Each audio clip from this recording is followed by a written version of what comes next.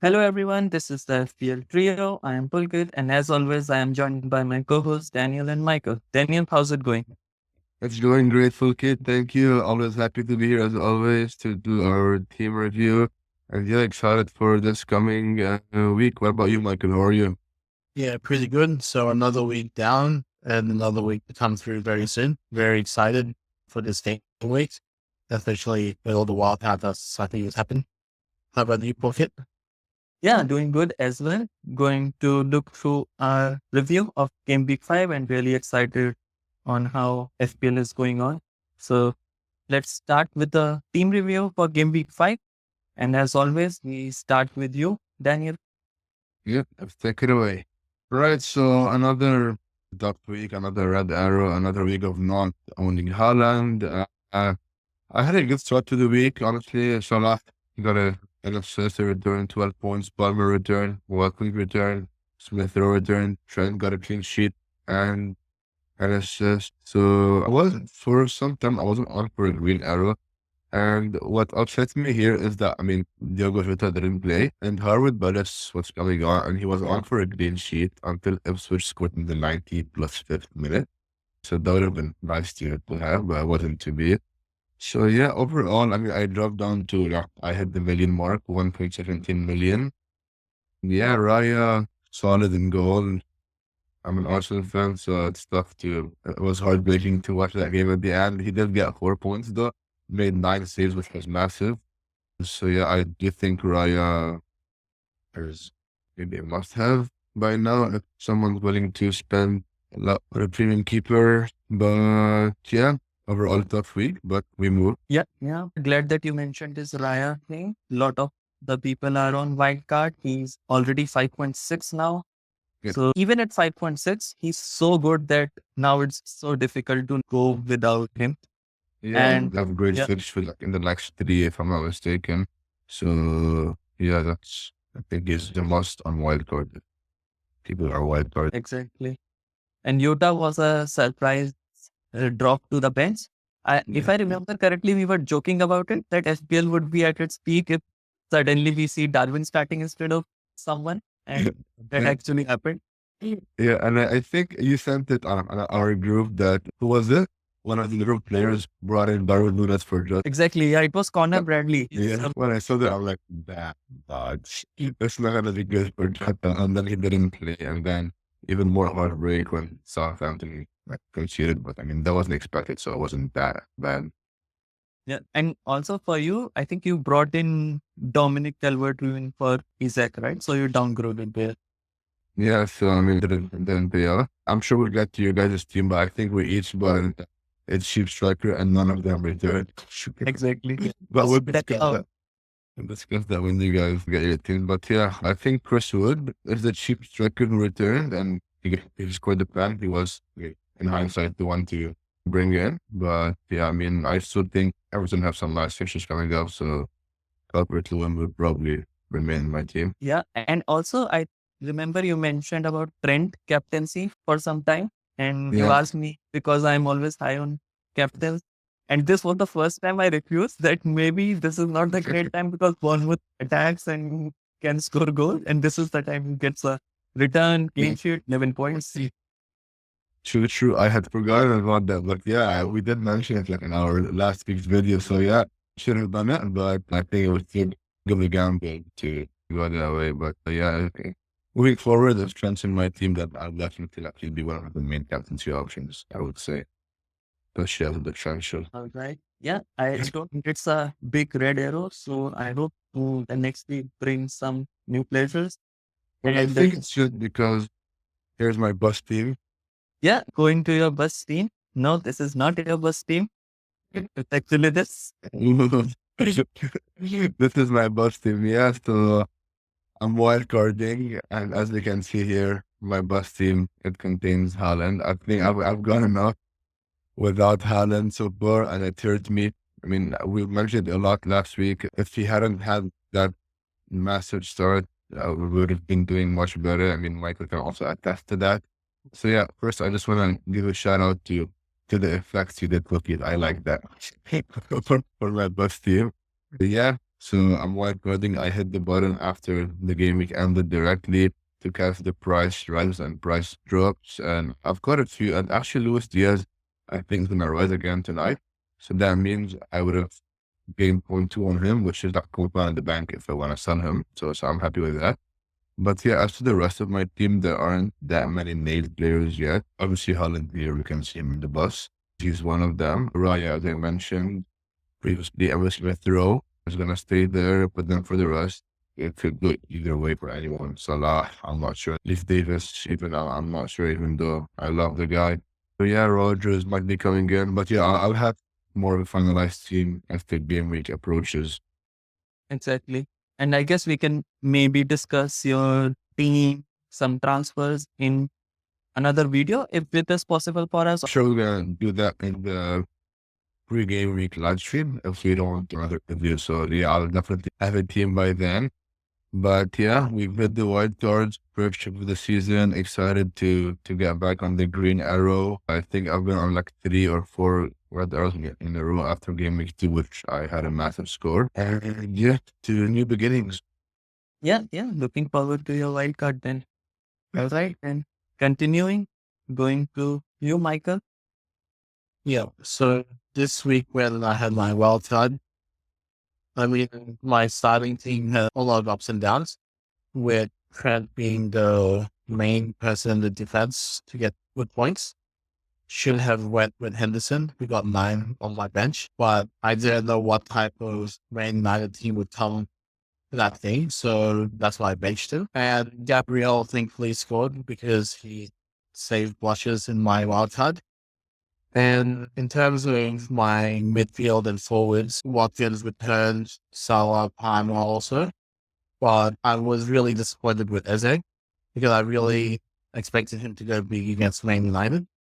But we'll see how he goes in the next 2 game weeks because I can see him playing Everton getting good points for that. A very small green arrow this week. I just hope it's going to continue. This green arrows are green arrow, right? So I mean, Yeah. it didn't move up. But again, I think we mentioned before that your triple Arsenal defense against City. We all hope for a 0-0, but it's gonna be great like in the next 3 game weeks or playing weaker opposition. So you should like boost up massively. And also Emma Smith Rowe on your bench. Yeah. Let's just say I was trying to get a differential with Ndidi, but that didn't come up with the goods, even though the stats behind him supported that idea of him at least getting 1 assist in this game. The second week Smith Rowe is your first bench player, right? Every time I bench Smith Rowe, he'll return. When I start him, he'll get a 3-0 call, and I'm like, come on. Yeah.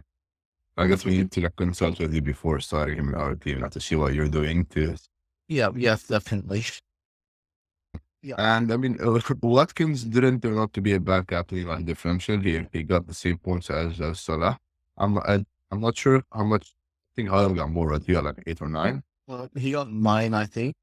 But yeah, with Watkins, because I know the Liverpool game was on at the same time, but I did watch the Aston Villa game more.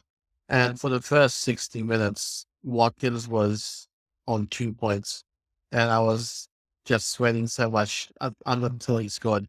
And I was expecting him to score more actually in that like 70 to 90 minutes. But it ended up being with Duran scoring a goal and Konza scoring a goal. I boosted him up so much on Twitter, but I did end up getting him and then he scores. Yeah, I remember me and Michael were having a discussion on Twitter and we were bringing up the Villa players. And Michael was actually confident that Konsa would get a attacking return. So glad to see those coming up. And I hope those predictions actually come true for players who are in our teams and not just for the ones who are not there. Yeah, definitely. All right. Michael, I have to ask you this question. How long would you keep challenging Haaland? Well, at least up until game week 10, because currently I only have 2 transfers. So I've made my plan up until game week 10 to 12. And then if Haaland keeps on scoring, then I might need to somehow get him in my team when I have the 5 main transfers at that time. Yeah, but you would miss quite a few easy fixtures till then, right? Because Yeah. game week 7 to 10 or 11, I think they are very easy fixtures for Yeah. City.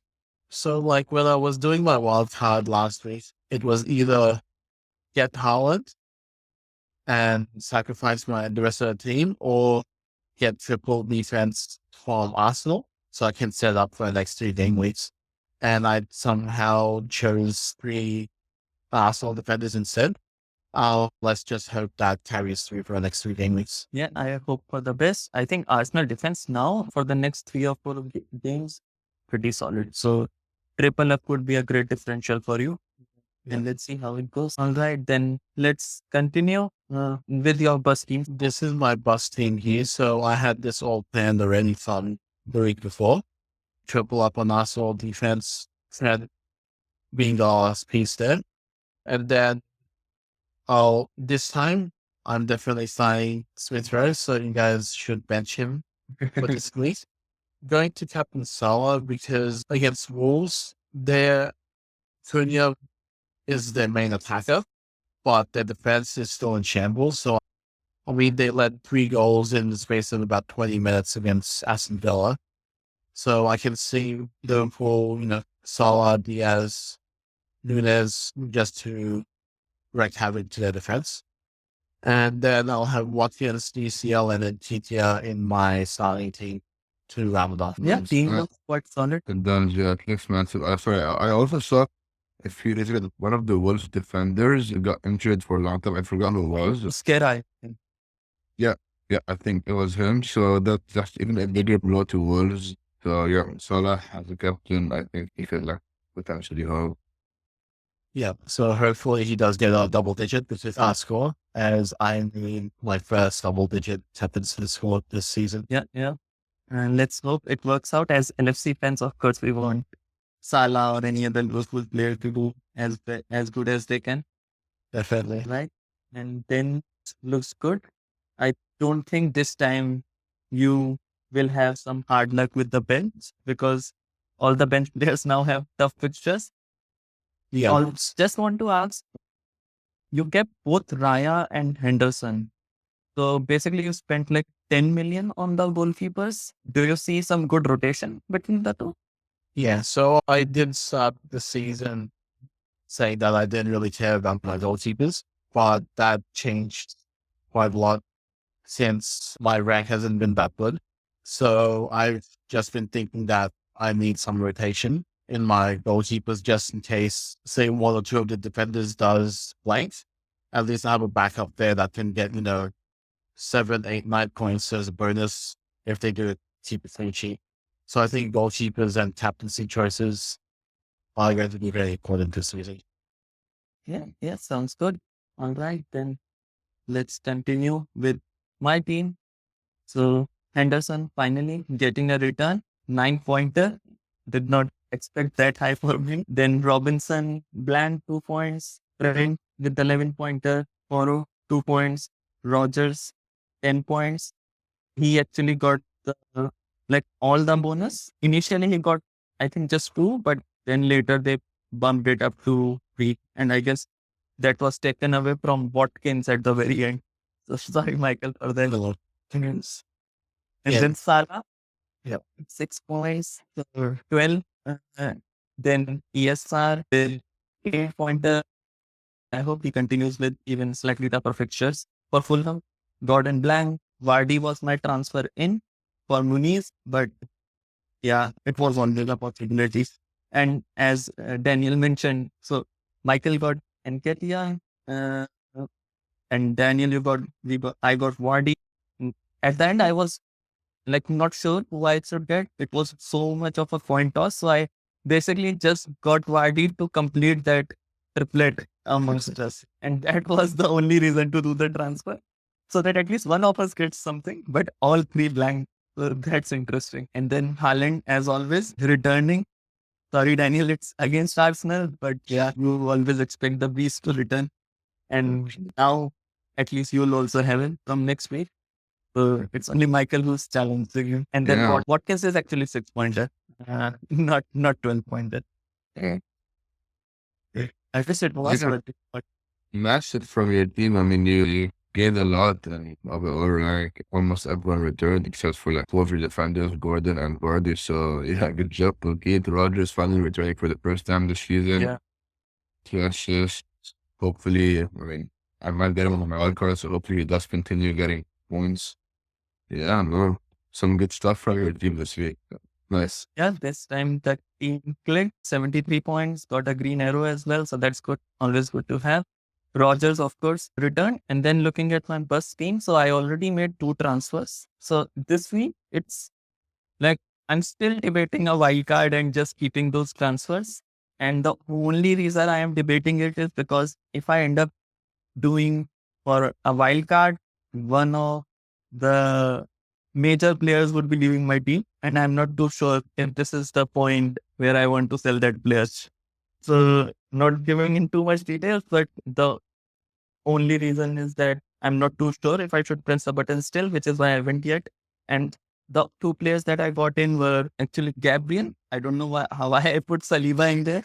That's the wrong one. So I got in for Poro. First defense looks little bit better, but Poro's returns are not that high. He's not taking any corners. His attacking return doesn't look too good because the creative responsibility does not rely on Poro anymore. They have medicine for that. They have Kulusevski for that. So Poro didn't feel like that I want to retain him. Also, it felt like he'll go down, which is why I sold him. And Gabriel was going to go up. So got in Gabriel. And definitely I want Gabriel for the upcoming game weeks. Then another transfer in was Mbumo. And I think I got him for Gordon. So Newcastle not at all impressed so far with them. And Gordon seemed like he'll go down while Mbumo was going to go up. So made the transfer just to get that price change in place. So I'm on a -4, but this could very well change into a wild card before the deadline. So still thinking about it. Speaking of Gordon, he did go down again. So yeah, so he did save. I mean, looking at your team, I mean, it's pretty solid, right? I mean, who else like would you get in or what? But do you have any other players you actually in like any other major players or not So, really? so my main worry with this team at the moment is Arsenal. I don't think Gabriel is enough to cover what is coming in the next, even in against Leicester at home. I would definitely want Saka there because I think Leicester defense is really bad, and not just Leicester defense. The next 2 are Leicester at home and Southampton at home. So I really want some Arsenal attacker in there. Then uh, Vardy is someone. At first, I got him. Of course, I mentioned to complete the tablet amongst us, but also I saw that Vardy had great returns against Arsenal. Like in, I think 16 games, he has 12 returns against Arsenal. But then this Vardy is not the same as the previous Vardy, and the Arsenal defense is also not the same as previous Arsenal defense. So of course, can't rely too much on his play.